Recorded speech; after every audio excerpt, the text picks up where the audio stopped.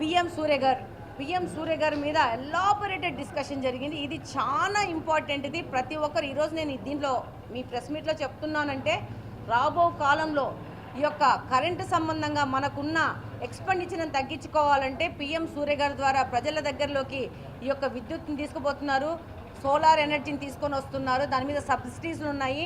ప్రతి ఒక్క నియోజకవర్గంలో టార్గెట్ పెట్టారు. 10,000 ఇండ్లకి రూప్ టాప్ ఇవి వేయాలని చెప్పి ప్యానల్స్ వేయాలని చెప్పేసి డెఫినెట్గా మేము దాని మీద ఇక రాబో కాలంలో పని చేయబోతున్నాము.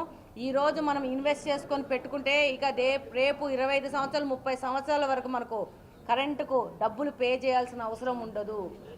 ఉచితంగా మనం కరెంటుని హ్యాపీగా వాడుకునే పరిస్థితి ఉంది. ఇంకా ఎక్స్ట్రా కరెంటును ప్రొడ్యూస్ చేస్తే ఎలక్ట్రిసిటీ డిపార్ట్మెంట్ రివర్స్లో కొనుక్కుంటుంది, మనకు డబ్బులు కూడా తెస్తుంది అని చెప్పి చాలా ఎలాబొరేటెడ్గా డీటెయిల్గా ముఖ్యమంత్రి గారు ఎక్స్ప్లెయిన్ చేయడం జరిగింది.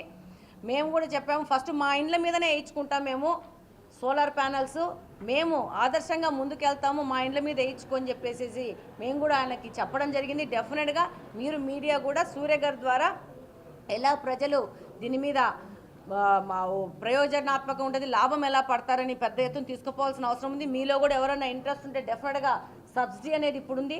ముందు ఫస్ట్ బేసిస్ మీద రేపు ఈ సబ్సిడీ తగ్గించే అవసరం, ఎక్కువ మంది వెళ్ళిపోయాక తగ్గించే అవకాశం ఉంది. కాబట్టి తొందరపడండి.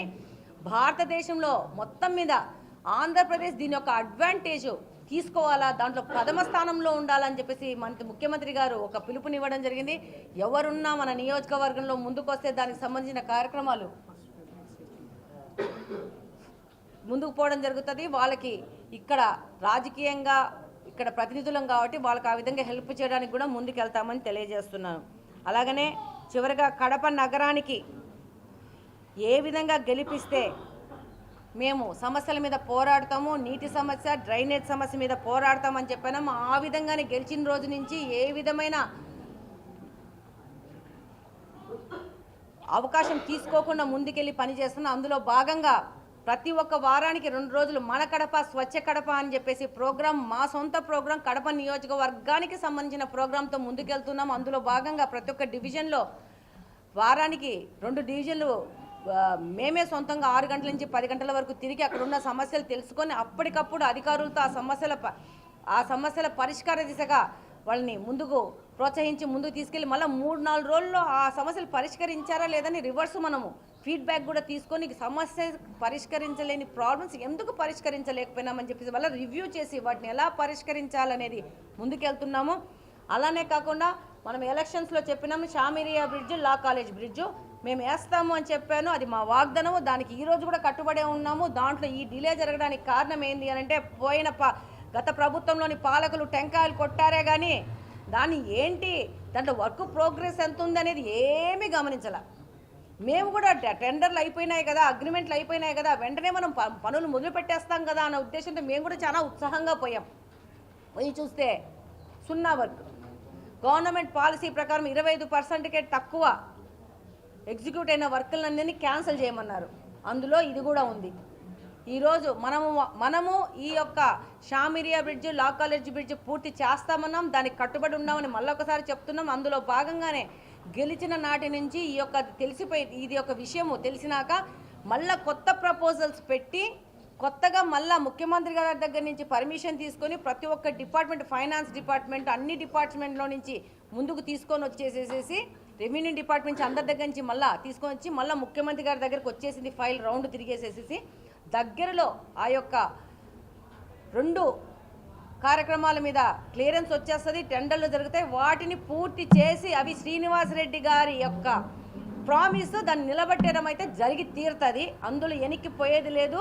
అది జరిపి తీరి కడప ప్రజలకు మా యొక్క నిబద్ధత ఏదో ప్రూవ్ చేసుకుంటాం.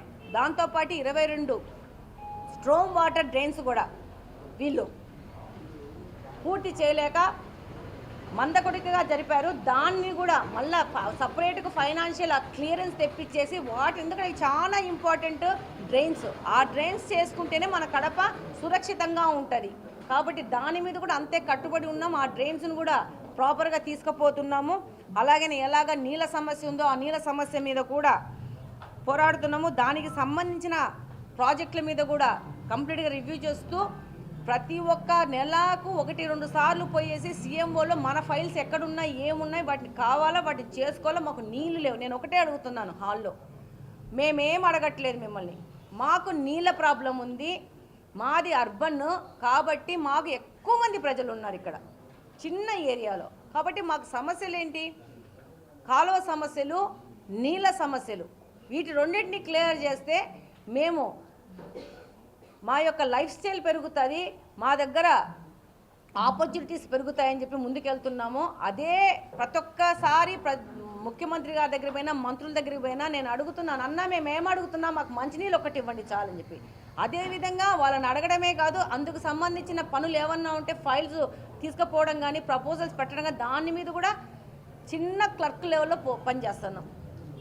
ఏదైనా ఏ లెవెల్కైనా కడపకు కావాల్సింది ఏదైనా కానీ ఎంతకు 10 కష్టమైనా పడి కడపకు తీసుకొచ్చే బాధ్యతతో పనిచేస్తాం. డెఫినెట్గా దానికి ఎనికిపోయే పరిస్థితే లేదు.